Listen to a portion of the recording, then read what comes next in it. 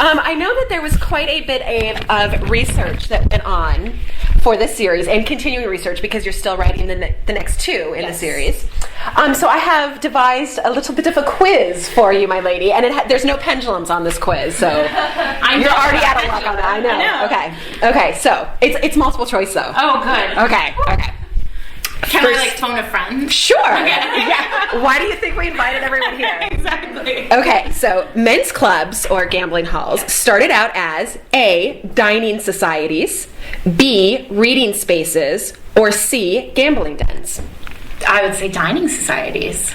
Dining societies, absolutely. They would get it. Answer, but I'm, guessed. I like it together. Well, because single men didn't have anywhere to eat. That's exactly right. So they would go to pubs and inns. Fun fact. Okay. My great uncle lived in a men's club, which I didn't know until 2 months ago when my mother told me this. You'd think that she would have told me this, actually brought this up at some point during the writing of any of my books. But he did. He lived in a men's club, and because he didn't eat. He could. How else would he eat? That's true. So you have starving single men everywhere, and we can't have that. No. Okay. But maybe that's where the weight of a man's heart is through his stomach came from. Just because you can right. Get they obviously can't eat without help. All I can see is all of these women in dresses cutting up men's meat. They can't eat without us. I have to learn how to cook. Okay, number 2. This is a true or false. Most clubs in London were associated with brothels. That's false. False. There was only one. The St. James Street, the Cocoa Tree Club, had one. God, doesn't that sound like it belongs in Miami Beach? And I thought so too. But it was. Wait, that's going in a book, Morgan. That's there you go, real? right here. The Cocoa Tree Club? Yeah. Look it up. That sounds awesome. But that was another question I looked into because your fallen angel is associated with some prostitutes in there are prostitutes in the angel. In the angel. Prostitution's hard. It's for protection, though. Honestly, that came out wrong. Wait a second.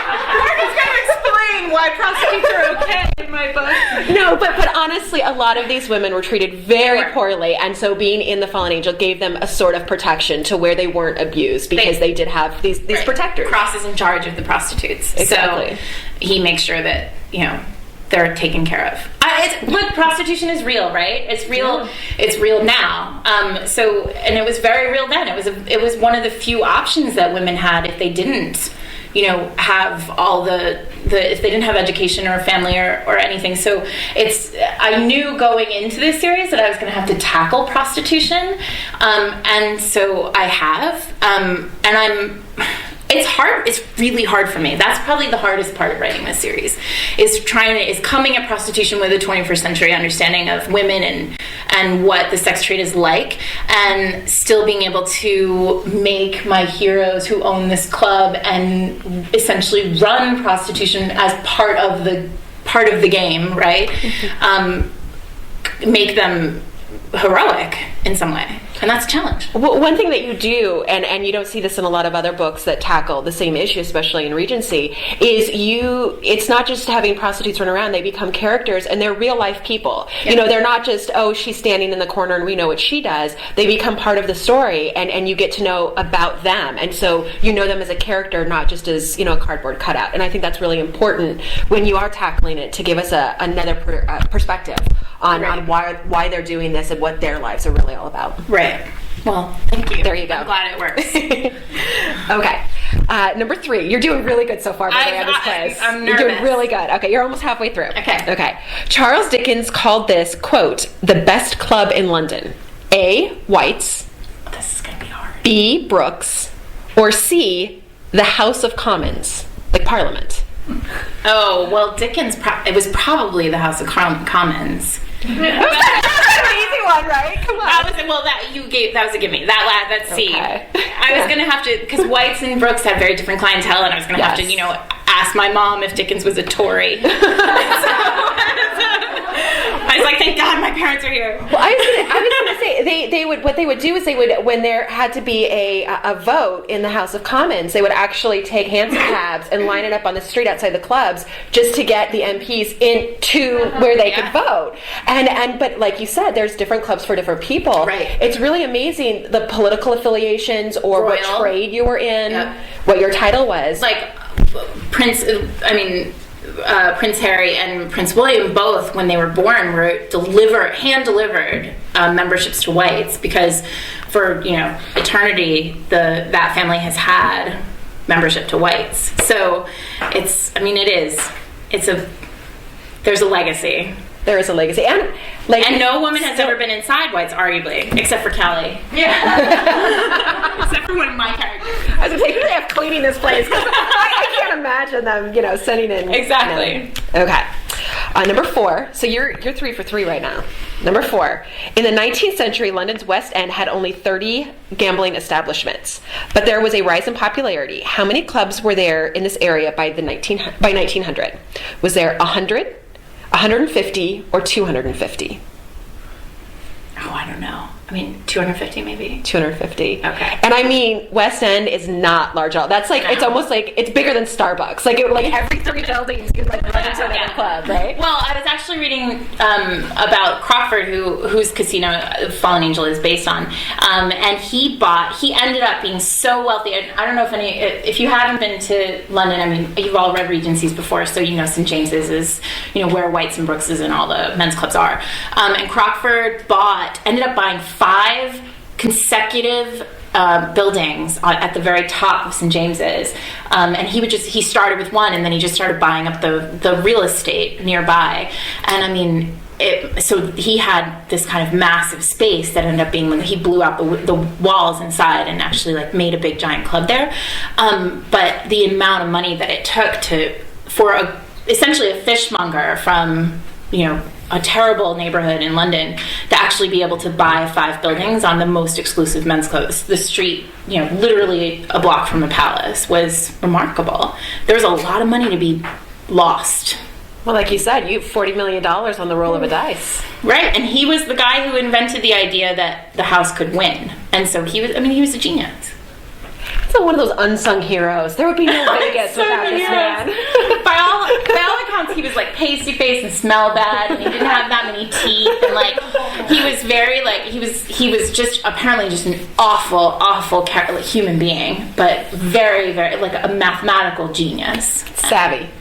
Yeah, and just smart. He could calculate the odds of a roll faster than other men, and men don't like to admit that they're not following as quickly. He knew something about. I don't mean that about men in general, but I think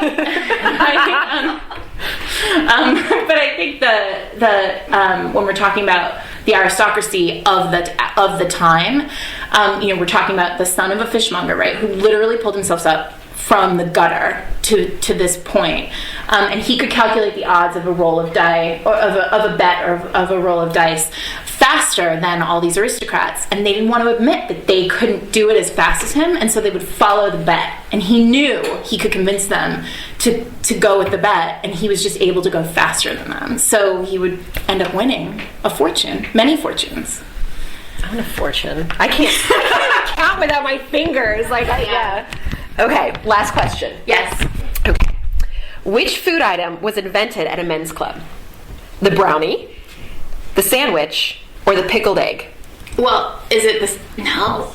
Is it the sandwich? Did the Earl sandwich call for a sandwich? He said, bring me a piece of meat between 2 slices of bread, because he didn't want to get up from gambling. He was in the middle of a hot streak. I knew you invented the sandwich, but that totally makes sense. Yeah.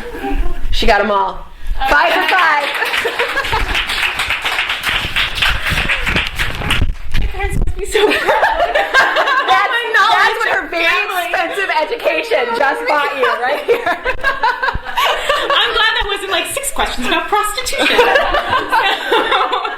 Okay. Okay, well, now that the quiz is over, I thought we could talk a little bit about other Regency books that had gambling or gambling themes in them, because I know a lot of readers who have read your book or excited about your book, they might want, what else is out there that we could also love that's in the similar vein. So I have 10 books that are in similar vein. I heard you had 10 also. I don't know if I had 10, but I could certainly come up with a handful of... Okay, well, we have to start out with... Lisa. Oh, absolutely. She wrote Dreaming of You. Which is remarkable. Derek Craven is the gold standard of that. Club owner. Derek Craven was a prostitute. And that's what's remarkable. I mean, for me, that's what's remarkable about that book, is he pulled himself up from the gutter in the way that prostitutes often do, in that this was his only option, and he earned a lot of money doing that, and then bought himself a gaming hell. And then, but his heroine is also bespectacled. Sarah is her name, which is not why I remember it. I also remember because it's just a remarkable book, but that should be on the shelf here at Word. Okay, so Dreaming of You, that's number 1. Yeah. Okay, I also have Georgette Heyer wrote about a woman who owned a club. She did? It's called Pharaoh's Daughter. I've never read that. So we have a classical book, and I think, if I'm not mistaken, she inherited it from her grandmother, and so that's how she got into it. Yes. Okay. One of my new favorites. I love Susan Enoch, and she wrote A Beginner's Guide to Rakes, where a widow opens up her mansion in her house. Mm-hmm. So Enoch, everyone put Enoch on their list. Okay. One of my favorite scenes at a gambling den, it's in a Joanna Lindsay book, Say You Love Me, and I believe the heroine's name's Kelsey, and remember how you said the virgins are sold? Yeah. She's literally dragged up onto a table. An auction. Yeah, they put her on a table, and they're like, okay, who wants to pay, £100? And the hero buys her. Because he has to save her from the others. It doesn't stop him from making her his mistress. Also, right. I mean, let's be honest about this hero. Yeah, it's a bit of a problem, that book, but it's Lindsay, so you read go with it. You read it. All those early books, right? They were super rapey, and it was terrible. And they were.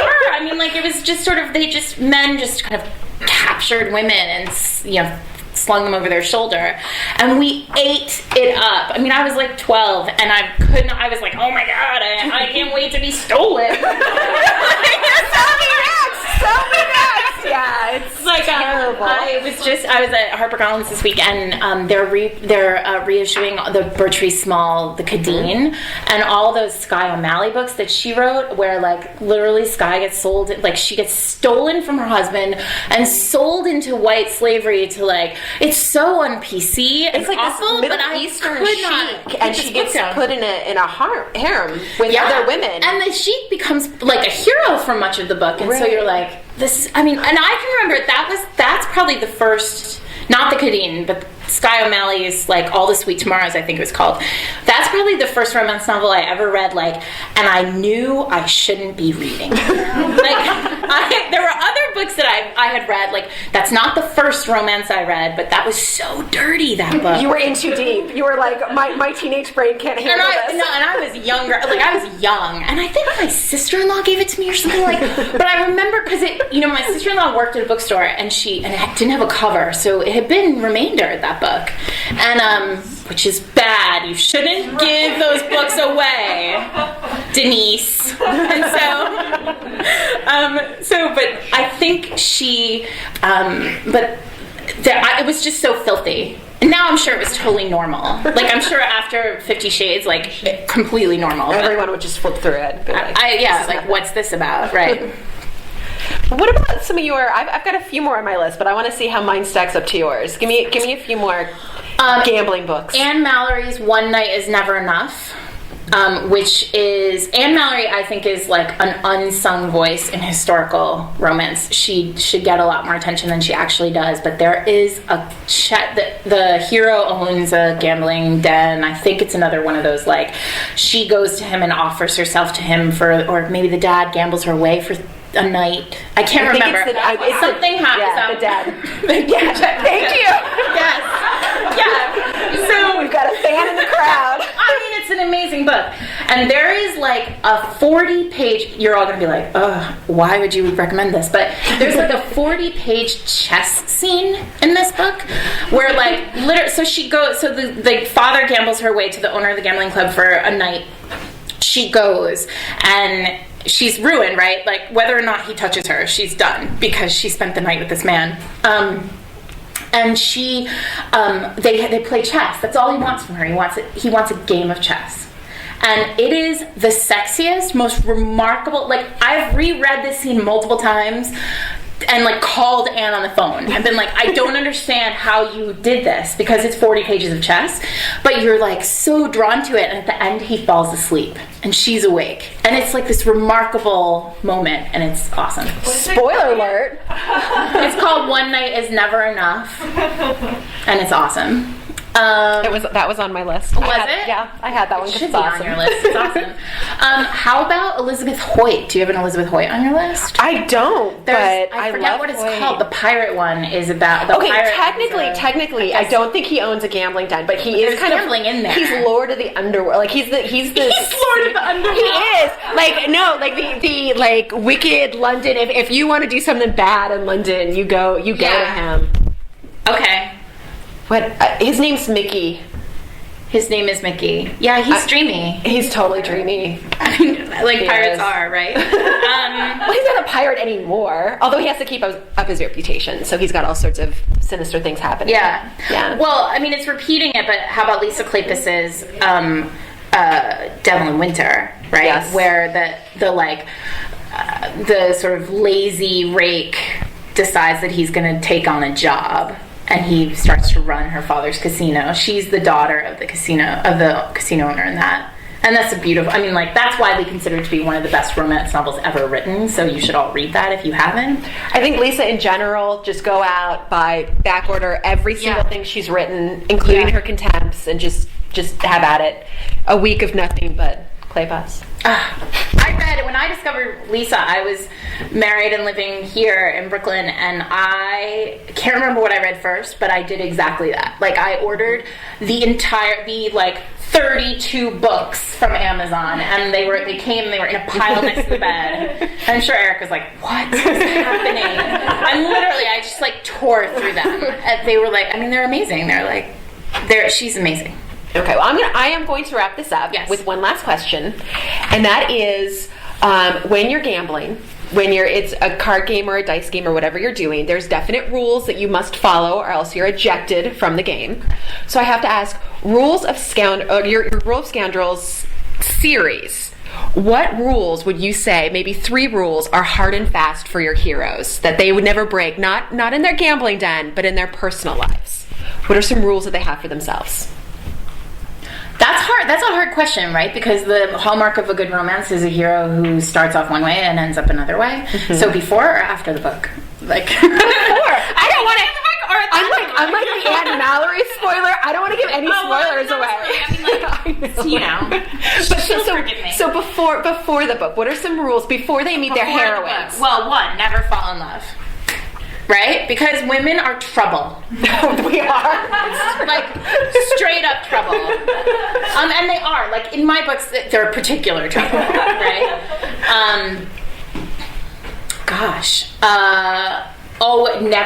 Never hurt a woman.